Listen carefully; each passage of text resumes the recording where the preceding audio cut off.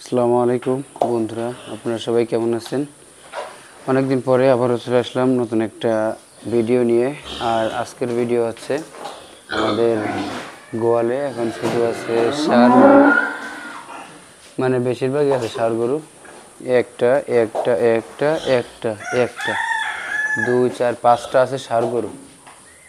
তো 5টাই মানে অর্ডারের জন্য, মানে আমাদের এখন যে গরুগুলো আছে, ঈদ তো চলে গেছে কালকে, তো এই সবগুলো হচ্ছে কালকে 3টা মেবি, আর গ্রামে একটা কিনা আছে, তো ওই গ্রামেরটা উঠাবে কালকে আজকে, আর হচ্ছে এই বাসা থেকে 3টা নেওয়া হবে।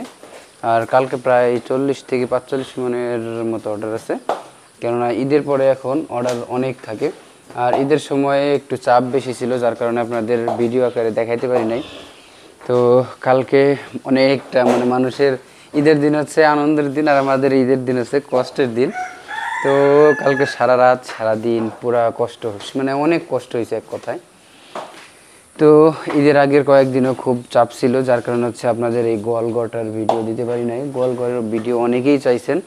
ইনশাল্লাহ শুক্রবারের পরে আপনাদের ওই ভিডিওটা দেখতে পারবেন, কেননা শুক্রবারের লাস্ট আমাদের চাপ একটু বেশি থাকবে। তারপরে থেকে আবার আগের মতো ফ্রি হয়ে যাব, তখন থেকে আবার সব কিছু ঠিকমতো দেওয়া যাবে। আর মূলত ভিডিওটা করার মানে হচ্ছে যে মানে ঈদের সময় ঠিকমতো ভিডিও দিতে পারি নাই, তো এই কারণে আজকের ভিডিওতে সব কিছু দেখাই দিলাম। আর যদি পারি খুব শীঘ্রই আপনাদের মানে গরু কিভাবে জবাই করা হয় বা কোন সব গরু আমরা জবাই করি, কী করি, সব কিছু আপনাদের দেখানোর চেষ্টা করব আস্তে আস্তে। তো আপাতত একটু হোল্ড থাকেন, কেননা আপাতত একটু চাপ বেশি।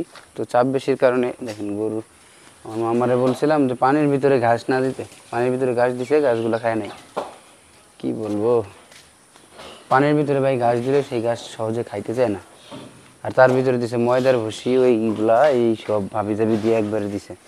মানে রাত জাগা ছিল তো, পরিশ্রম করছে অনেক, এই কারণে কি করছে মানে ই করে দিয়ে চলে গেছে। দেখেন এটা রাগেতে কীরকম করতেছে, জিব্বা বের করে দেখেন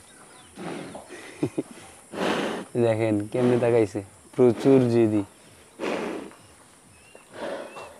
দেখেন দেখছেন, জিব্বারে বের করে তারপরে হা হা এরকম করতেছে। তবে এই সব কয়টার ভিতরে এটাই হবে মানে বেশি গোশ, তারপরে হচ্ছে এইটা, এই দুইটা গরুর হচ্ছে বড়। দেখেন দেখেন কীরকম করে তো এ হচ্ছে গরুর কিছুটা অবস্থা। তো ইনশাল্লাহ খুব তাড়াতাড়ি দেখতে পারবেন আপনারা এই ভিডিওগুলো। আপাতত একটু এগুলাই দেখেন। তো ঈদের পরে ইনশাল্লাহ চেষ্টা করব গোয়ালঘরের ভিডিও বানাইতে। আর ঈদের পরে নতুন একটা প্রজেক্ট শুরু করতেছি, মানে এই ঈদ তো চলে গেছে কালকেই, মানে এই চাপটা যাওয়ার পরেই আপনার ওই ভিডিও বানানো শুরু করে দেব। সেটা হচ্ছে এই পাশে এই জায়গাটুকু খালি, দেখেন কত জায়গা, প্রায় 9 থেকে 10% জায়গা, 10-12% হবে আর কি, আমাদের এখানে শতাংশ হিসেব করা হয়। তো ওই জায়গাটুকু পুরাপুরি খালি।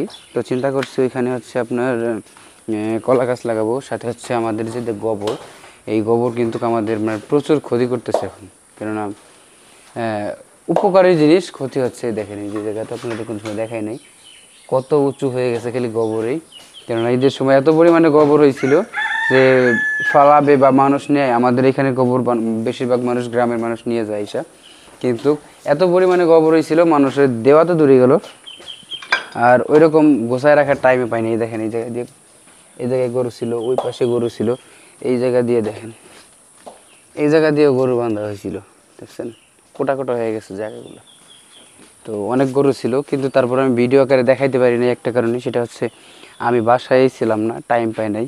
এই জায়গা হচ্ছে আমাদের কোরবানির গরুটা ছিল, কোরবানি যেটা দিয়ে হয়েছিল, দেখেন কি ডিপ করছে, এভাবে দিলে বোঝা যাবে, মানে মেলা প্রায় অর্ধ হাতের মতো ডিপ করে ফেলছে। এই দেখেন এই জায়গায় দেখছেন, এই হচ্ছে গোবরের অবস্থা। তো এই জায়গাগুলো 1 নম্বর পরিষ্কার রাখতে হবে। তার মূলত ওই কাজটা করতে হবে। হাউস করছিলাম, হাউসের থেকে নদীতে লাইন নিব যাতে করে মলটা নদীতে চলে যায়, কিন্তু ভাই এত পরিমাণে চাপ গেছে কিছুই করতে পারি নাই।